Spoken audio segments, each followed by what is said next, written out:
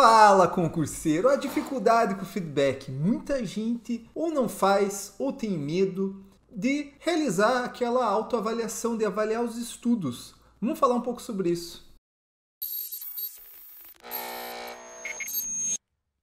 Meu nome é Guilherme Guimarães, eu sou especialista em concursos e vamos tratar aqui os problemas que envolvem os feedbacks. O primeiro tipo de pessoa é aquela pessoa que ela, na verdade, tem ausência total de feedback. Ou a pessoa não faz exercício, ou se faz, ela não verifica como que ela foi.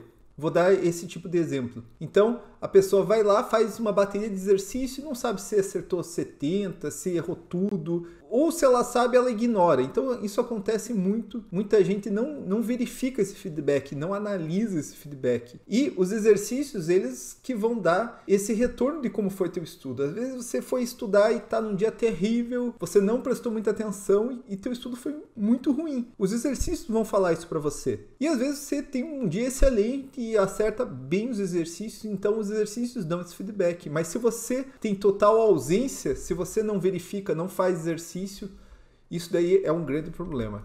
O segundo problema é o medo do feedback. A pessoa aqui, ela não faz feedback também, só que ela não faz por medo. Ela foge. E aqui o grande exemplo acho que é o simulado.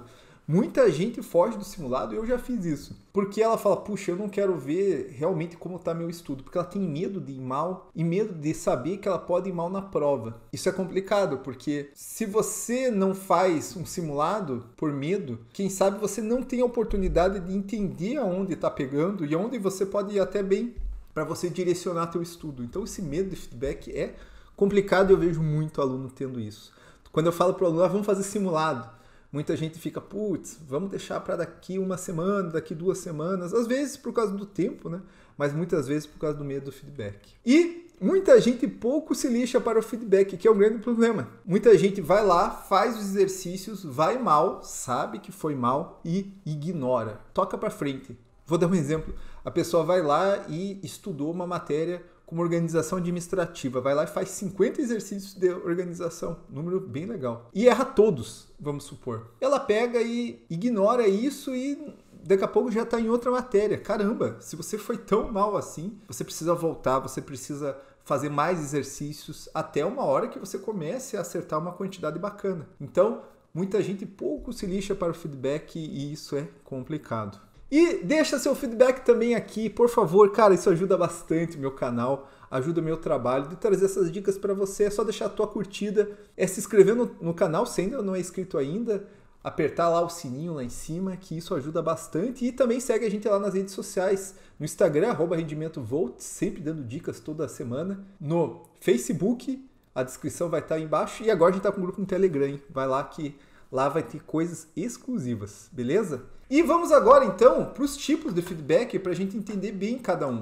tá? Um dos feedbacks é a revisão. Olha que interessante. Você estudou a matéria, certo? A revisão ela pressupõe que você tenha estudado o conteúdo, certo? A revisão, o objetivo dela é memorização. Só que quando você senta para revisar um conteúdo e você começa a olhar e falar, caramba, o que ele está falando aqui? Quando você olha o conteúdo e você não lembra, claro, sempre que você vai fazer a revisão, nem sempre você vai lembrar de tudo, mas quando isso fica muito característico, quem sabe o teu problema esteja no estudo. Então a revisão também te dá esse feedback de como que foi teu estudo. Se você tem um estudo maravilhoso, um estudo muito bem feito, que você está engajado, que você entendeu bem o conteúdo, a revisão tende a ser mais fácil. Agora, quando você olha um conteúdo X na revisão e fala, meu Deus, o que é isso? Talvez você esteja com um grande problema na revisão, então, no estudo. Então a revisão é um grande feedback também. Questões. E aqui as questões tratadas dentro do processo de estudo, né? Não são simulados. Então, eu gosto muito de tratar as questões com um estudo mais específico, mais detalhado, mais cirúrgico.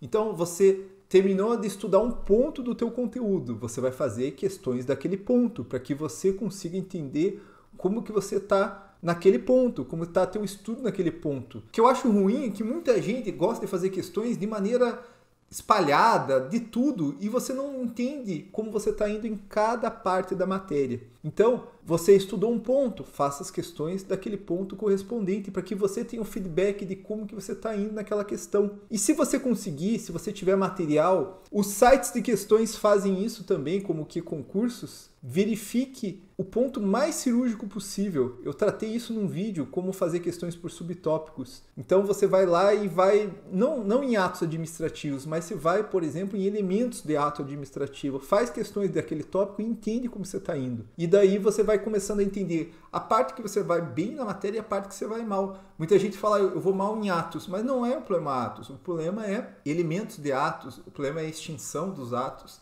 Então, esse feedback é bem legal, ele é mais cirúrgico de questões. E um feedback mais geral, que é bem necessário, é os simulados. É você fazer o simulado do teu concurso para você entender de maneira geral como que você está indo em cada matéria. Como eu estou indo em discursional, como eu estou indo em português. E aqui, você tendo esse feedback, você começa a entender aonde você vai concentrar os seus esforços e aonde você vai pegar mais leve, certo?